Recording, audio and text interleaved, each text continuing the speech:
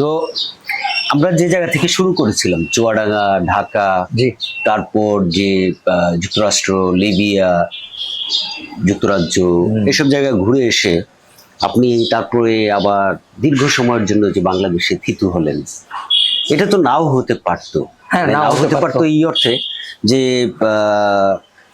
বাংলাদেশে যেটা হয় যে মানুষ যারা হলো বাইরে থেকে চলে আসে, তারা একটা ব্রাইট বা একটা বড় উজ্জ্বলতা, বড় একটা ফোকাস, যেটাকে আমরা বলি সহজে, যে একটা বড় ফোকাসের জায়গা থাকে, যে আমি বাংলাদেশে গেলে একটা বড় ফোকাস পাবো, সেই অর্থে থাকে।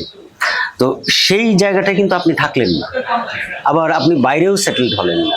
সেটা কেন? যে এটা কি এই কারণে যে ব্যক্তিগত ইনভলভমেন্ট বা হোম সিকনেস এরকম, নাকি এটা হলো যে অন্য কোনো কারণ? না, অবশ্যই হোম সিকনেস, অবশ্যই। আমি ব্যক্তিগত কারণও বলতে পারেন। ব্যক্তিগত কারণে আমি মনে করেছি আমার বসবাসের জন্য বাংলাদেশই হলো শ্রেষ্ঠ জায়গা, এবং হোম সিকনেসও ভীষণভাবে ছিল। আর একটা কথা বলে নিই, আমি আমার ছোট ভাই আমেরিকাতে সেটেল। ও নটর ডেম থেকে পাশ করে আমেরিকা যেয়ে এই পর্যন্ত ওখানেই আছে। ফলে ও খুবই আমাকে চাপ দিয়েছে যে তুমিও আমেরিকায় চলে আসো। আমি এবং আমার পরিবার সহ আমরা গ্রিন কার্ড পেয়েছিলাম। আমি 2-3 বছর আসা যাওয়া করার পরে আমি একেবারে নিশ্চিন্ত হয়েছি যে আমেরিকা আমার জন্য নয়, আমার জন্য বাংলাদেশ। আমি আমার গ্রিন কার্ড সারেন্ডার করে দিয়েছি।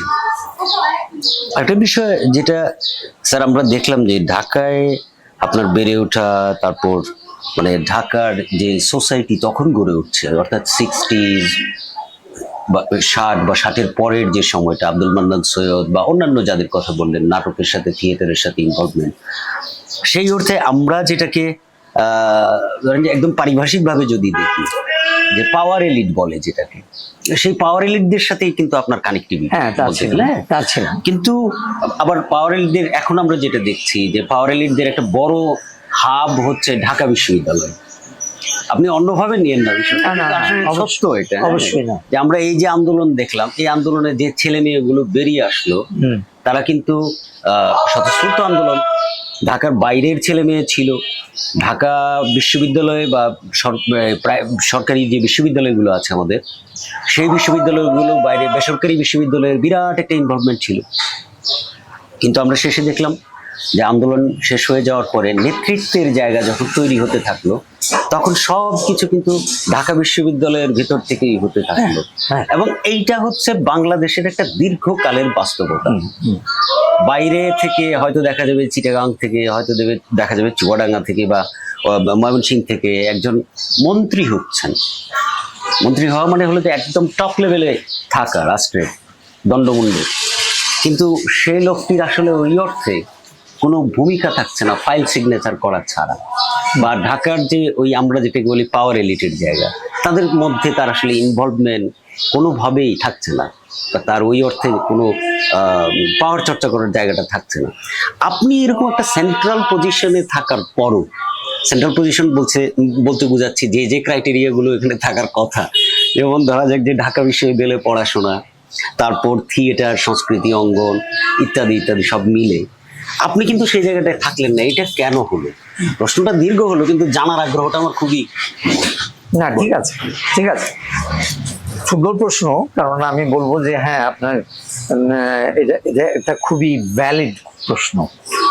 যাই হোক, থাকা হয়নি তার প্রধান কারণ আমি কিন্তু আসলে এটা নিয়ে আমি লিখেওছি, ডেইলি স্টারে লিখেছি একবার, যে আমি নিজেকে অরাজনৈতিক ব্যক্তি বলে মনে করি।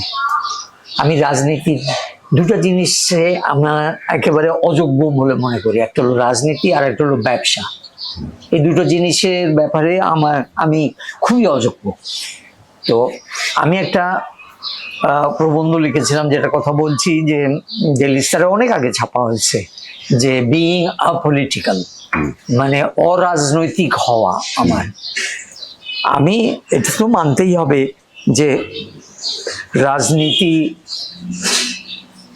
সব মানুষকে স্পর্শ করে, যেমন আমাকে করে, আপনাকে করে, বা ওই যে রাস্তায় যে লোকটি ফেরি করে বেড়াচ্ছে ওকেও স্পর্শ করে। তাও তো অ্যারিস্টটল রাজনীতির বাইরে কেউ নেই, পলিটিক্যাল অ্যানিমেল।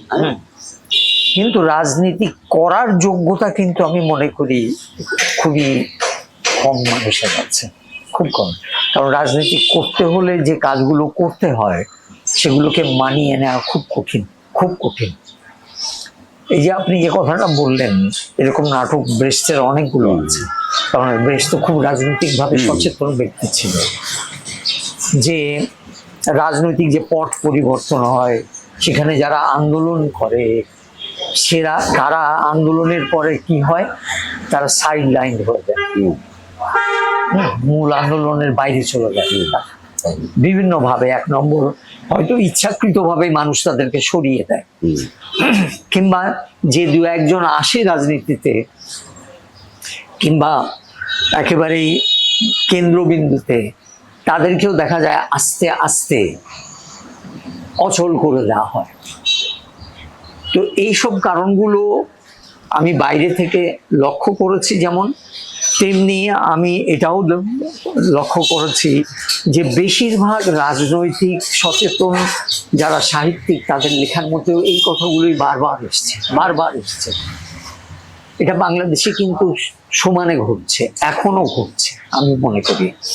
এই যে আন্দোলন যে হলো 24-এর আন্দোলন, হ্যাঁ ঠিক আছে, স্বৈরাচারের বিরুদ্ধে আন্দোলন হয়েছে, অমুক হয়েছে, সবই ঠিক আছে, কিন্তু এখন যে অবস্থায় আমরা এসছি তাতে কি আমরা একেবারে স্বচ্ছ এবং উন্মুক্তভাবে বলতে পারবো যে সম্পূর্ণভাবে স্বৈরাচার মুক্ত হয়েছি? না, হ্যাঁ, বরং অন্য কথাও বলা হচ্ছে। হ্যাঁ, এবং আগের যে অবস্থা ছিল সেটারই একটা রিপ্লেসমেন্ট হয়ে গেছে, বিরাট ব্যর্থতা। তো আমি আগেই বলেছি আমার বয়স 80। যদি আমার কাছে সত্যিই শুনতে চান, মুক্তিযুদ্ধে আমি ছিলাম, আমি ভারতে পালিয়ে যাইনি, আমি এদেশে থেকেই যারা ভারত থেকে তখন গেরিলা যুদ্ধের জন্য ট্রেন্ড হয়ে এসছে তাদেরকে সাহায্য করেছি, তাদের সাথে থেকেছি, তাদের চিকিৎসা, তাদের খাওয়া, তাদের স্থানান্তরের কাজ করেছি। হ্যাঁ, কিসের আশায়?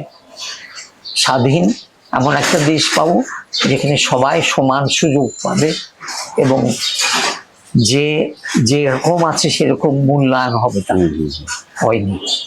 হয়নি, যার কারণে 24-এর যখন আন্দোলন শুরু হয় তখন কিন্তু আমি ফেসবুকে ছিলাম, এখন নেই, সেখানে আমি এটা লিখেছিলাম যে আমার ভয় হয় এই আন্দোলনের বেহাত হওয়ার সম্ভাবনা আছে।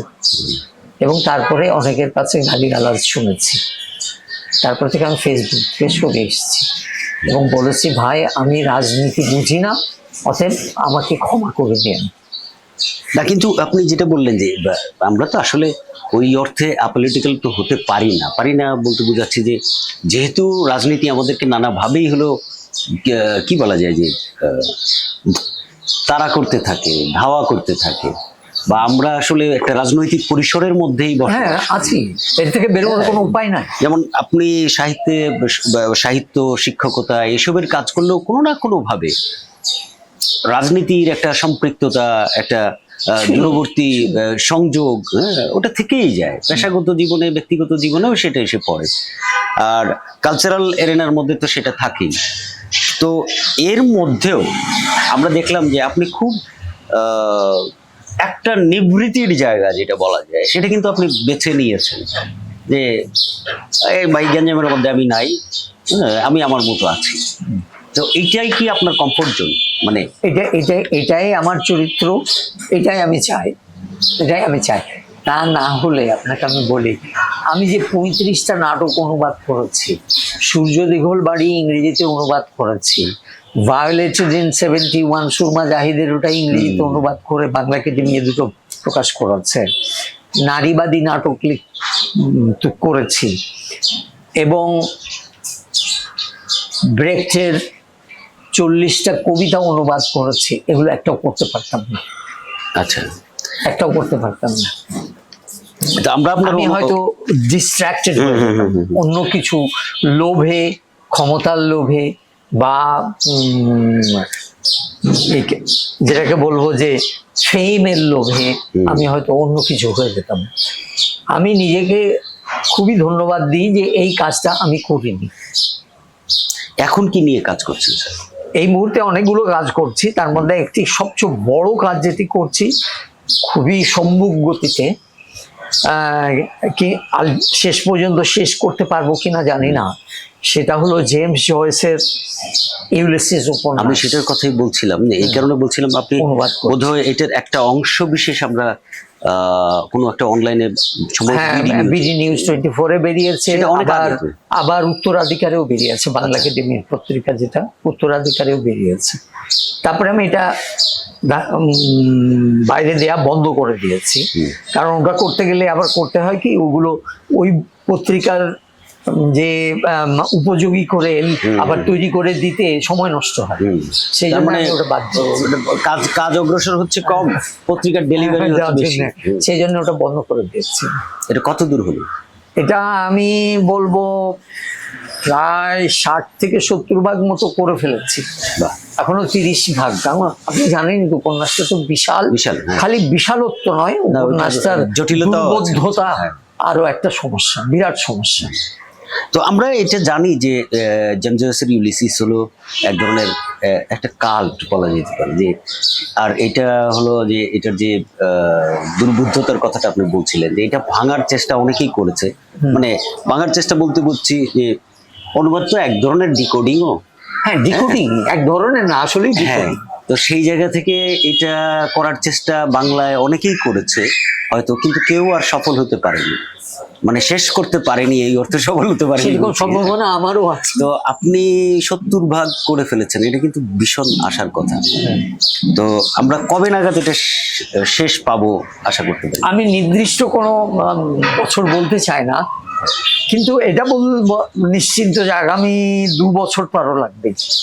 2 বছর লেগে যাবে না? এখন তো স্যার টেকনোলজির জায়গা থেকেও খুব সহজ হয়ে গেছে, যেমন ইউলিসিস ডিকশনারি বলতে একটা জিনিসও পাওয়া যায়। না, আমার কাছেই তো, আমি আমেরিকায় প্রতি বছরই একবার করে যাই, ওই আমার মেয়ে, ছোট মেয়ে ওখানে থাকে বলে, নাতি নাতনি দেখতে, এবং যতবারই যাই আমি নতুন অ্যানোটেটেড ভার্সন গুলো নিয়ে আসি।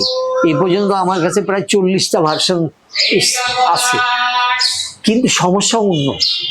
সমস্যাটা হলো আমি লক্ষ্য করে দেখেছি যে একই শব্দের বা একই বাক্যের বিভিন্ন ধরনের অ্যানোটেশন আছে।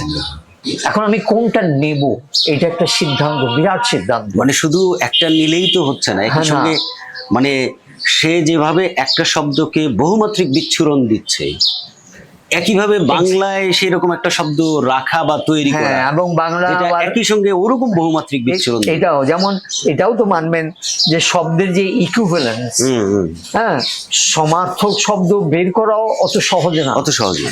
এটা ইংরেজিতে যা বলছে বাংলায় সমার্থক অনেক সময় পাওয়া যায় ডিকশনারিতে, কিন্তু আপনি যখন পুরো বাক্যটা পড়ছেন তখন মনে হচ্ছে না এইটা ওটার সাথে যায় না, তখন অন্য কিছু ভাবতে হয়। আর একই সঙ্গে অন্য কোনো কাজও কি চলছে আপনার স্যার? হ্যাঁ, অন্য কাজ তো অনেকগুলোই অন্য কোনো চলছে, কাজ বলতে তার অনুবাদের মধ্যে বা বলে যে নিজের লেখালেখির সেগুলো? হ্যাঁ, 2টো প্রবন্ধ লিখতে হচ্ছে ইতিমধ্যেই। একটি হলো আপনি নান্দি পাঠ বলে একটি, হ্যাঁ, চেনেন, সাজ্জাদ শরীফ বের করে, বাংলা কিন্তু ওর নাম মুবারক হোসেন আসলে। তো ও তাগাদা দিয়েছিল গত 1 বছর ধরে যে কবি শামসুর রহমানের অনুবাদ আছে 4টে বই। একটা হলো রবার্ট ফ্রস্টের অনুবাদ, আর একটা হলো একটা ওর নামটা ভুলে গেলাম, ওটা ইংরেজি না, কোনো ফার্সি কবিতার অনুবাদ, ইংরেজি থেকেই করা হয়তো। আর একটা হলো হ্যামলেটের অনুবাদ, আর একটা হলো ইউজিন ওলিভের একটা নাটকের অনুবাদ, মার্কো মিলিয়ান্স বলে। যেহেতু আমি অনুবাদ করি, সে আমাকে ধরেছে ওই অনুবাদ 4টে বই নিয়ে একটা প্রবন্ধ, তা আমি রাজি হয়ে যাই। কিন্তু পরে দেখা গেল যে রবার্ট ফ্রস্টের কবিতার যে অনুবাদ উনি করেছিলেন তার কিন্তু একটা কপি আমার কাছে ছিল, কিন্তু সেটা আমি খুঁজে পাচ্ছি না। তার পরিবারের সাথে যোগাযোগ করলাম, তারাও আমাকে দিতে পারলো না। কে প্রকাশ করেছিল তাও জানা নেই, ওটা পাইনি। তারপরে আরেকটা হলো যে হ্যামলেট পেয়েছি, ম্যাকবেথ সরি মার্কোমিলিয়ন পেয়েছি। মার্কোমিলিয়নও পেয়েছি, এটা কোনো প্রকাশনার নাই, এটা একটা লাইব্রেরি থেকে বহু কষ্টে ওই সাজ্জাদ শরীফ কোথাও থেকে ওনার নাম হচ্ছে সম্ভবত সাজ্জাদ আরিফিন। হ্যাঁ সাজ্জাদ শরীফ, সাজ্জাদ আরিফিন, সরি আমি ভুল বলেছি, সাজ্জাদ আরিফিন। ওরা আসল নাম মোবারক, ওকে মোবারক বলেই জানি, সেই জন্য এখানে ভুলটা হয়। যাই হোক, তো ওই দুটো নাটকের উপরে একদিক দিয়ে ভালো হয়েছে যে দুটোই নাটক, আর অন্যগুলো কিন্তু সব কবিতার বই। তো কবিতাটা বাদ দিয়ে আমি ওই নাটকের বই দুটোর উপরে একটা দীর্ঘ প্রবন্ধ লিখলাম, দিয়েছি।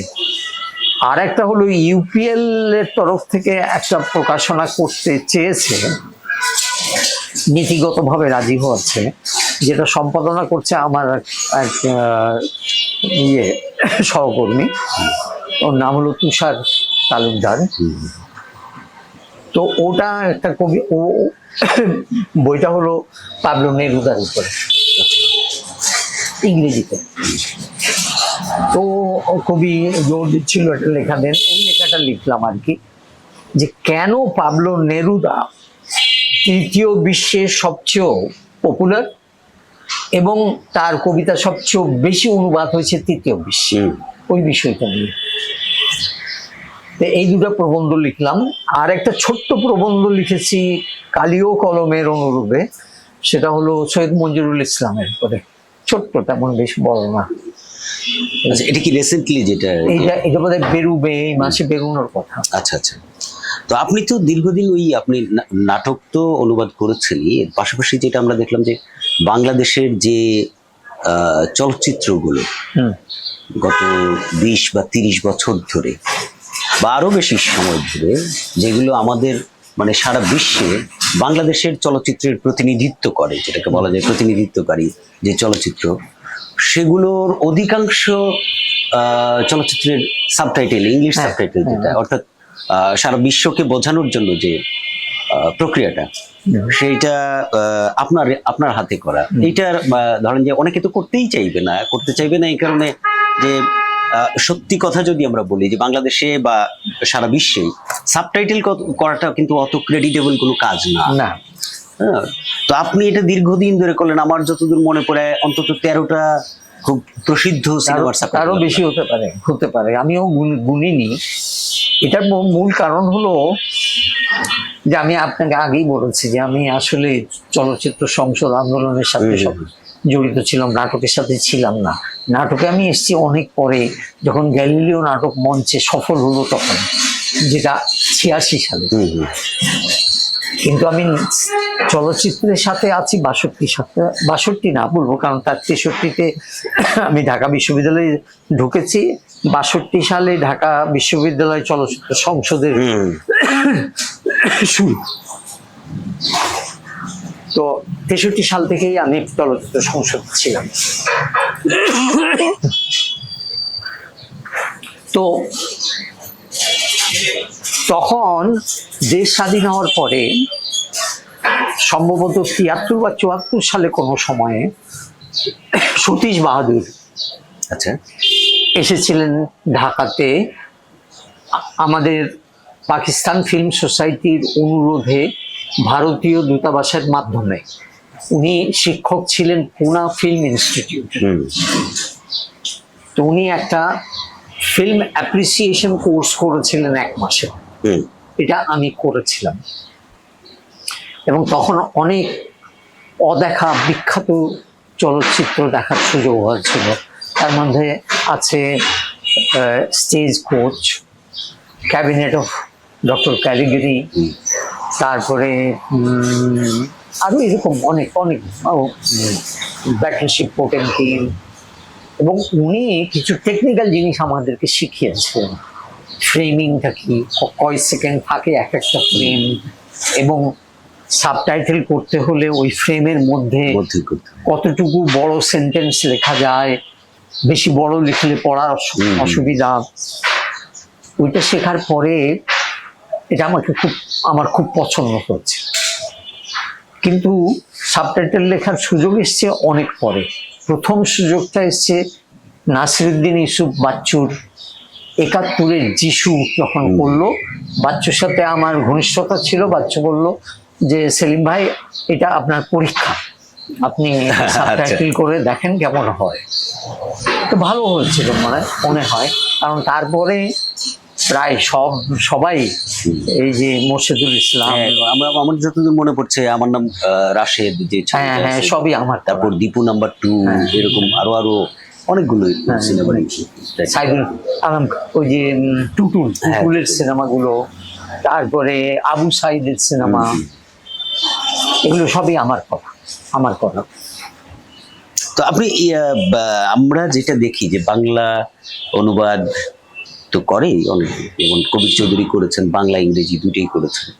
তো আমাদের এখানে অধিকাংশ যে বাংলা অনুবাদগুলো হয়, বা এখন তো বিপুল অনুবাদ হয় বলা যেতে পারে, হ্যাঁ, নানান ধরনের অনুবাদ হচ্ছে। আর যে অনুবাদগুলো এখানে হচ্ছে, আপনার সবচেয়ে ভালো অনুবাদক কাদেরকে মনে হয়, বা কাদের অনুবাদ আপনি পড়তে ভালোবাসেন? মানে এটা এখনকার শুধু না, একদম আগে মনির চৌধুরী আগে থেকেই বা বলি এখন আমি। পর্যন্ত। মনির চৌধুরী তো অসাধারণ অনুবাদক ছিল, অসাধারণ। তার শেক্সপিয়ারের নাটক যেটা একেবারে অসাধারণ অনুবাদ হয়েছে, সেটা হলো টেমিং অফ দ্য শু, মুখরা রমণী বশীকরণ, নামটা বাংলায়ও খুব সুন্দর, খুব সুন্দর। তো ফলে উনার অনুবাদ তো আমি বলবো যে তর্কাতীত। উনি আরো অনুবাদ করলে ভালো হতো, যেমন উনি ওথেলো করছিলেন কিন্তু শেষ করতে পারেননি। তারপরে সৈয়দ শামসুল হক অবশ্যই খুব ভালো অনুবাদ করতেন। তার ম্যাকবেথ, টেম্পেস্ট অনুবাদ অসাধারণ। যদিও হ্যামলেট অনুবাদটা অত ভালো হয়নি, কারণ হ্যামলেট অনুবাদ উনি করেছেন অসুস্থ সময়। এই পর্যায়ের পরে আমি দেখি যে অনুবাদ কবির চৌধুরী অনেক করেছেন। কবির চৌধুরীর সংখ্যা যত সেই অনুপাতে আমি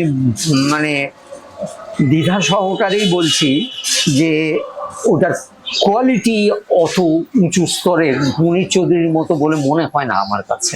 এই জন্যে হয়তো বিতর্ক হতে পারে। অনুবাদ করতেন, হ্যাঁ, কবির চৌধুরীর স্ত্রীও অনুবাদ করতেন মনে হয়। কবির চৌধুরীর ওয়াইফ, হ্যাঁ উনিও করেছেন। ওনারগুলো পড়েছেন আপনি? হ্যাঁ, ওনারগুলো পড়েছেন? ওনার স্ত্রীর অনুবাদ পড়িনি, কিন্তু কবির চৌধুরীর অনুবাদ আমাকে অনেকই পড়তে হয়েছে। তো এরকম ভাবে যে অনুবাদ করা হয়, এই অনুবাদগুলো কিন্তু আসলে ব্যক্তিক প্রচেষ্টায়, কোনো প্রাতিষ্ঠানিক কোনো উৎসাহে বা উদ্দীপনায় করা হয় না। আমার কোনো একটা ভালো লাগলো, আমিও তাই করি। তো সাম্প্রতিক যে অনুবাদগুলো অনুবাদকরা আছেন, তাদের মধ্যে আমি অবশ্যই খালিকুজ্জামান ইলিয়াসের নাম বলবো, কারণ উনি খুব সচল, প্রচুর অনুবাদ করছেন, এবং উনি কতগুলো অসাধারণ বইয়ের অনুবাদ করেছেন, যেগুলো বাংলা ভাষায় আমি মনে করি যে একটা সম্পদ থাকবে। জোসেফ ক্যাম্বেলের বইটা মিথের শক্তি, হ্যাঁ, মিথের শক্তি, তারপর পেয়ারার সুবাস, গোল্ডেন বাও, এগুলো উনি করেছেন এবং অসাধারণ করেছেন, খুবই ভালো করেছেন, যেগুলো আমি মনে করি একাডেমিক্যালি খুবই দরকার।